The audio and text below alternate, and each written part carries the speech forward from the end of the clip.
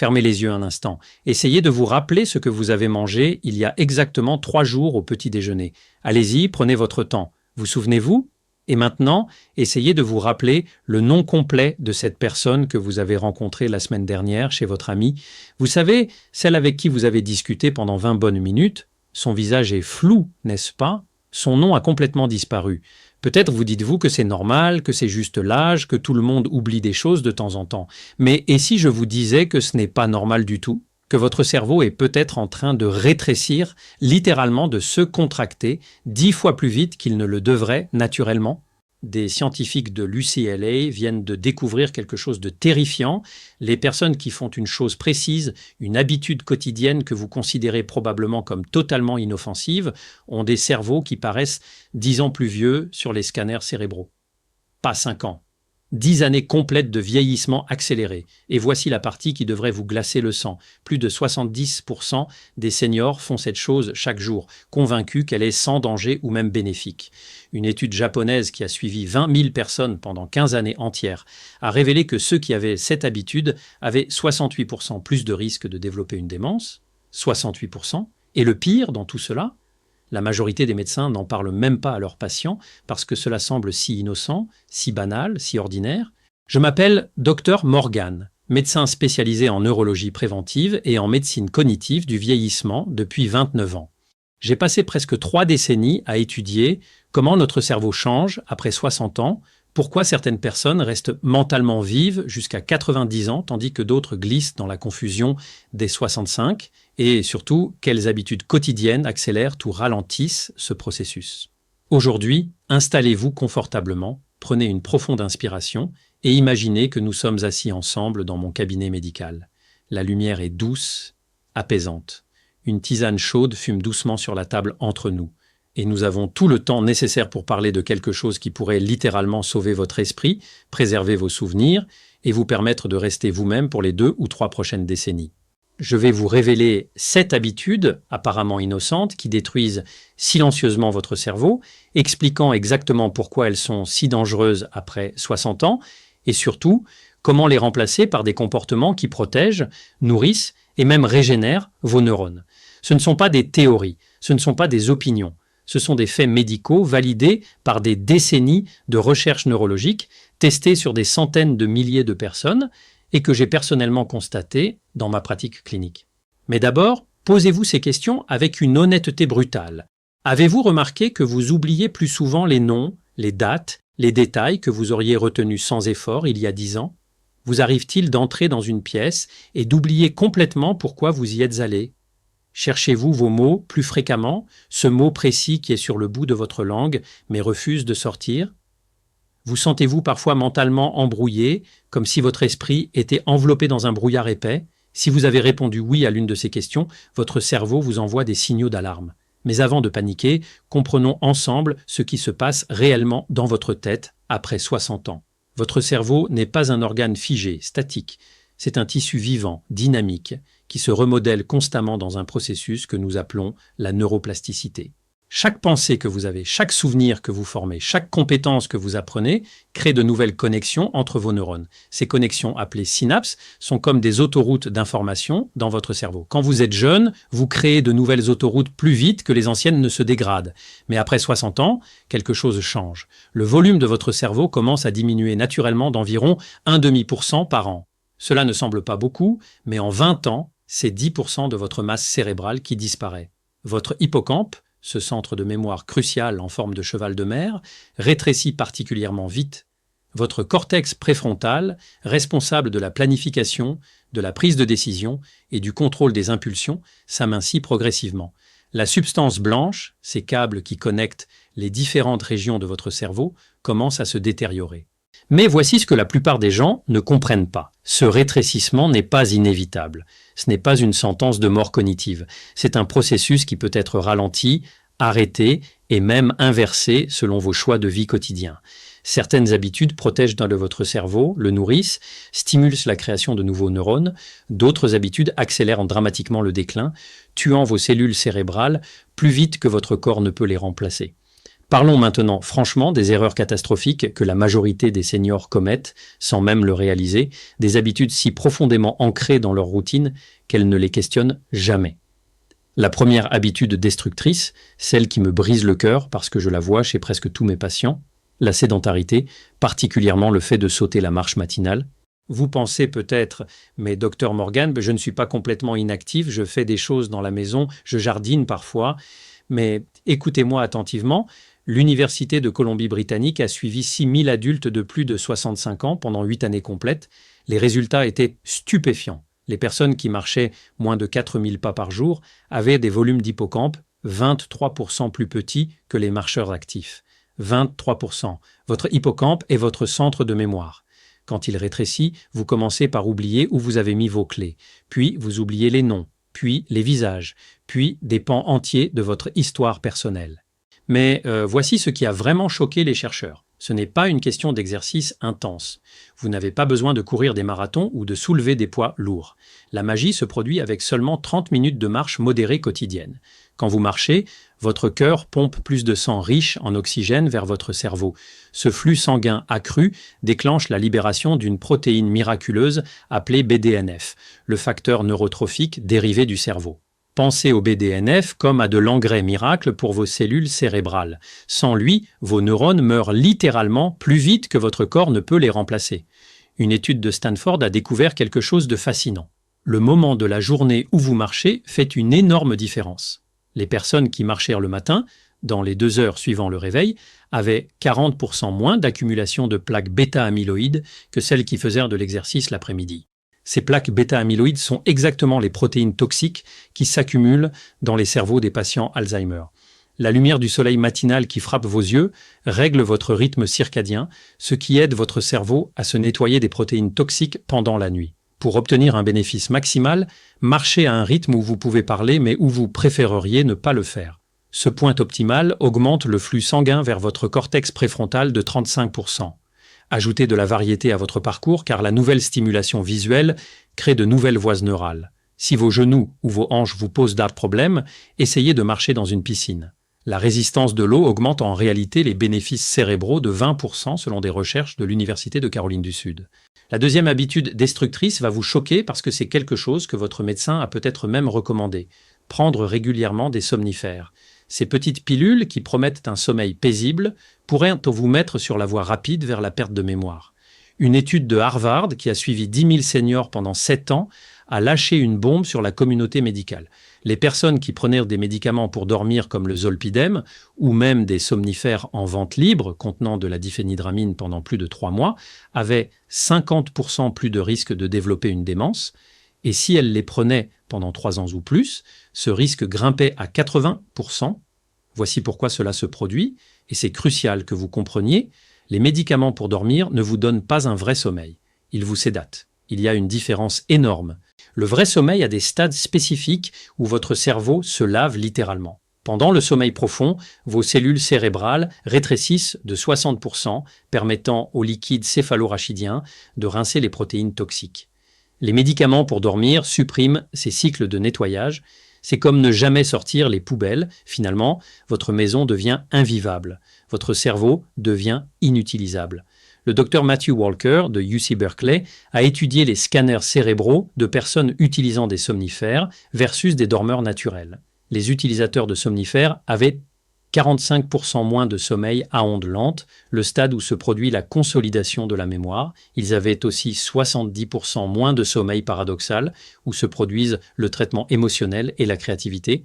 Au lieu de pilules, laissez-moi vous enseigner la méthode militaire du sommeil qui fonctionne pour 96% des gens en 6 semaines.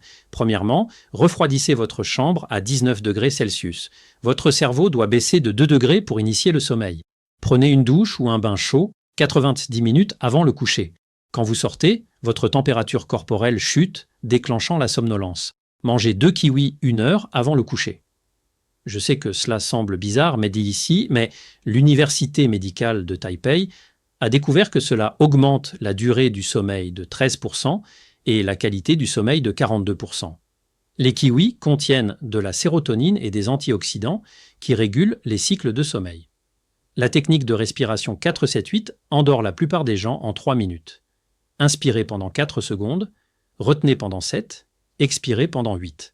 Cela active votre système nerveux parasympathique, forçant votre corps en mode repos, la troisième habitude destructrice, celle que 75% des seniors font quotidiennement en pensant qu'ils sont sociaux et informés.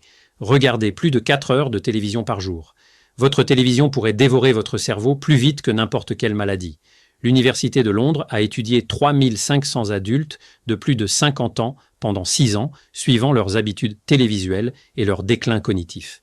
Les personnes qui regardaient plus de 4 heures quotidiennes avaient un déclin de la mémoire verbale de 8%. Celles qui regardaient plus de 7 heures quotidiennes montraient des changements cérébraux identiques aux patients Alzheimer.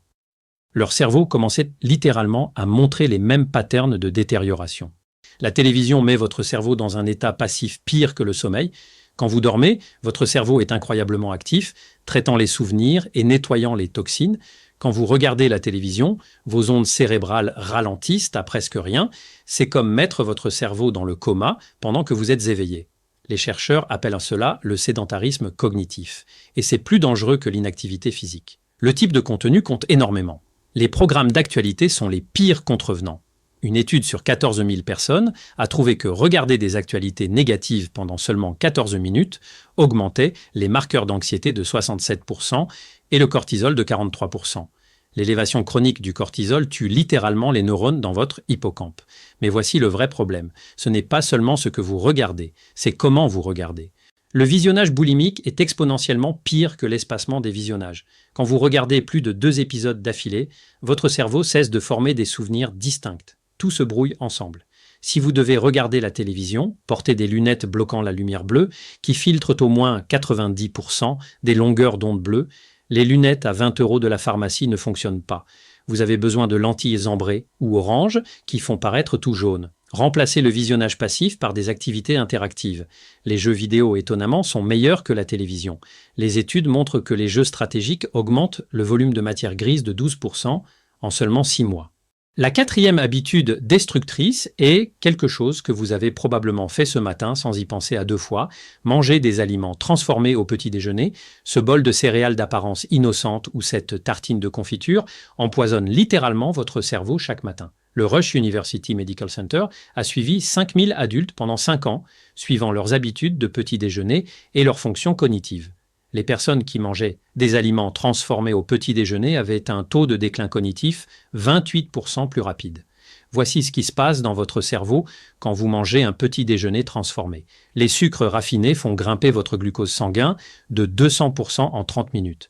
Votre pancréas panique et inonde votre système d'insuline. Cette poussée d'insuline déclenche une inflammation dans tout votre corps, mais surtout dans votre cerveau.